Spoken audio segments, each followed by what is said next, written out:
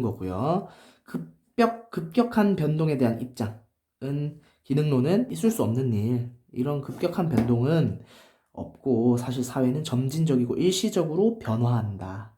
조금씩 천천히 앞으로 나아간다. 뭐 이런 식의 입장인 거죠. 갈등론은 가능한 일이죠. 급격하게 변화해야만 현재 이 불평등한 사회를 갈아엎을 수 있으니까. 자, 그래서 이거에 대해서 좀 추가로 알아두시고, 세 번째, 이 상징적 상호작용론입니다. 상징적 상호작용론은 여러분들이 기억을 좀 짜내야 돼요. 전 영상에서 봤다시피 미시적 관점입니다. 미시적 관점이기 때문에 뭐냐면 사회의 전체적인 구조나 제도에 포커스를 두는 게 아니라 개인의 사회적 상호작용에 포커스를 둔다고 그랬어요. 사회 현상을 이해하는 데 있어서 그거를 좀 알아두셔야 됩니다. 상징적 상호작용론과 관련된 키워드, 미시적 관점이에요. 미시적, 상징, 상호작용, 의미 부여, 해석 이런 표현이 많이 나타납니다. 이 이론과 관련해서 지문에서 이런 키워드들이 보이면 이 이론을 이야기하는 거구나 라고 파악을 하셔도 좋아요. 기본 입장, 개인들이 일상적으로 상호작용하는 과정에서 나타나는 뭐예요? 개인의 주관적 의미, 칸이 좀 좁네요. 주관적 의미 해석, 주관적 의미 해석에 초점을 맞추는 게 상징적 상호작용론입니다.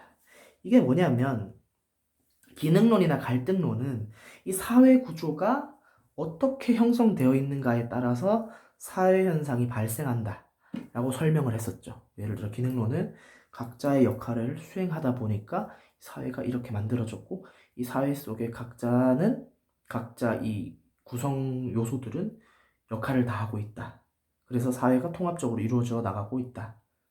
질서를 유지하고 있다. 이게 기능론이고, 갈등론은 이 사회 구조는 불평등하다. 그렇기 때문에 갈등이 필요하고 변혁이 필요하고 갈등은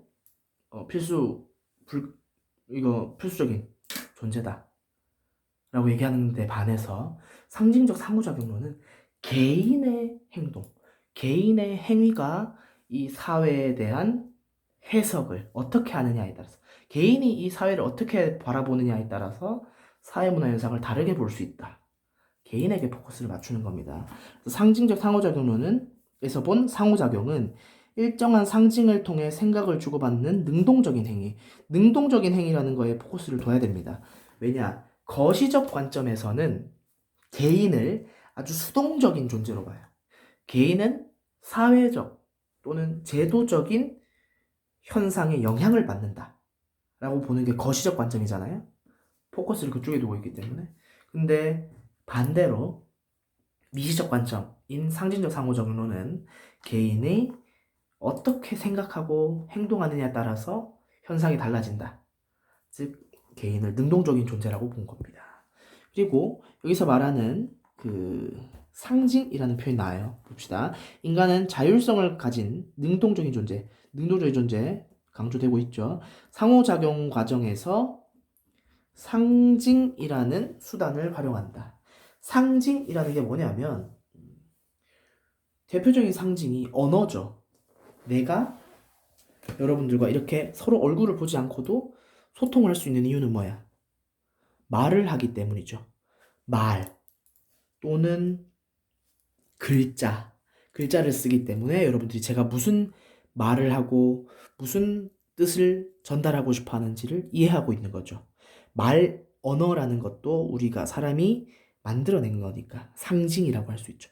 또는 뭐 그림, 기호, 문자, 몸짓, 바디랭귀지 뭐 이런 것들도 다 사람이 만들어낸 뜻을 전달하기 위한 상징이라고 하죠. 그래서 상징이라는 수단을 이용해서 인간은 다른 사람과 상호작용을 하죠.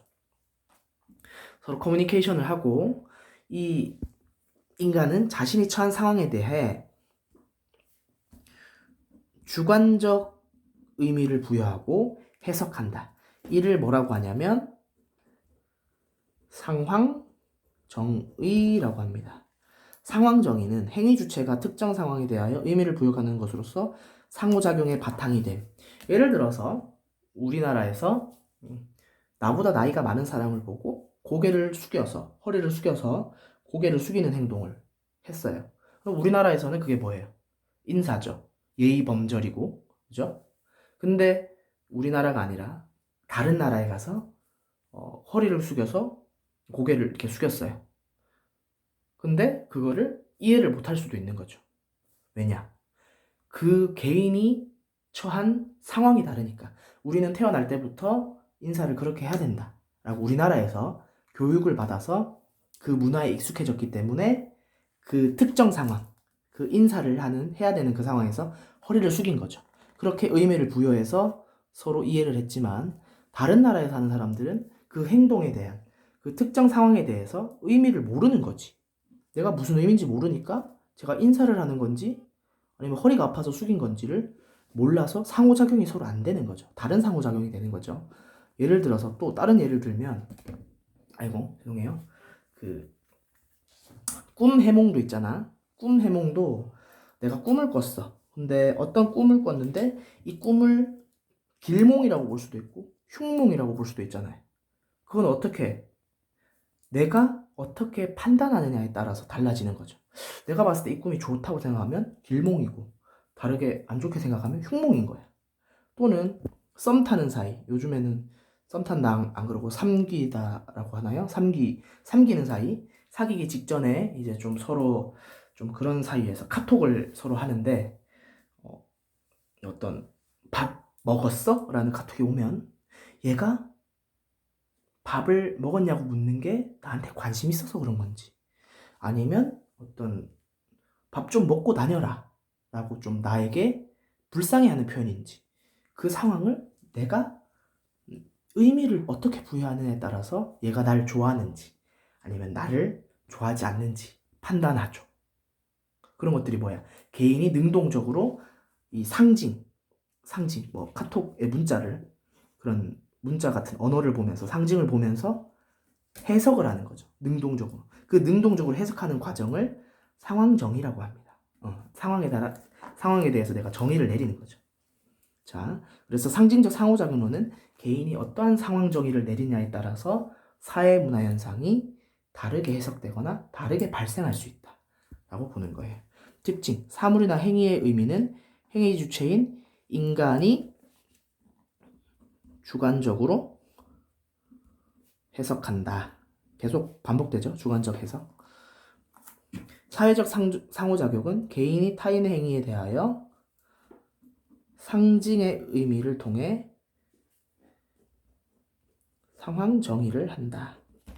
내가 어떻게 다른 사람의 뭐 행동을 어떻게 하느냐에 따라서 해석을 다르게 할 수가 있는 거죠. 책에도 좋은 예가 나와 있어요. 주먹을 쥐는 게 스포츠를 하면서 주먹을 쥐었어. 그러면 화이팅 하자, 힘내자 뭐 이런 의미일 수도 있지만 갑자기 밤길에 모르는 사람이 내 앞에서 주먹을 이렇게 쥐고 있어. 위협하는 행위라고 볼 수도 있는 거죠. 그래서 개인이 어떻게 해석하느냐에 따라서. 자, 이 상징적 상호작용의 론으로 따라서 사회 문화적 현상을 이해하면 개인 간 상호작용의 중요성을 강조하면서 능동적인 존재로 인식시킬 수 있다. 개인 간의 상호작용을 중요하게 여기기 때문에 결국엔 우리 사람이 사회구조에 영향을 받는다기보다는 능동적으로 행동할 수 있다라고 얘기하는 그런 장점을 가지고 있지만 한계점은 개인의 행위가 사회의 구조에 영향을 준다는 것에 대해서 좀 지나치게 확대 해석을 할 수 있다는 거예요. 개인의 행위가 사회 구조에 영향을 줄 수는 있어요. 근데 오로지 개인의 행위만이 사회 구조에 영향을 준다 라고 보는 건 좀 약간 과하죠. 그래서 뒤집어 생각해 보면 개인의 행위에 영향을 미치는 사회 구조 또는 제도의 중요성을 간과하는 거야. 개인의 행위를 강조한 나머지 사회 제도나 사회 구조 같은 구조적인 특징들의 그런 역할을 좀 간과하고 있다는 맹점이 있죠. 역시나 거시적 관점과는 완전히 반대되는 특징이죠. 그래서 사회문화 현상을 어떻게 바라봐야 되는가? 우리가 세 가지 이런 세 가지 의미의 세 가지의 이론을 배웠죠. 이런 식의 사회문화 현상을 바라보는 관점들이 있는데, 그럼 특정 한 이론만으로서 사회를 바라보는 게 아니라 어떻게 바라봐야 된다? 다양한 측면에서 균형 잡힌 자세로 다각적으로 이해해야 된다. 이렇게 마무리하면 되겠습니다. 이번 영상이 좀 길었는데 좀 기출문제에 반드시 나오는 그런 부분이라서 조금 설명이 길었습니다. 여기까지 19페이지까지 마무리 짓겠습니다.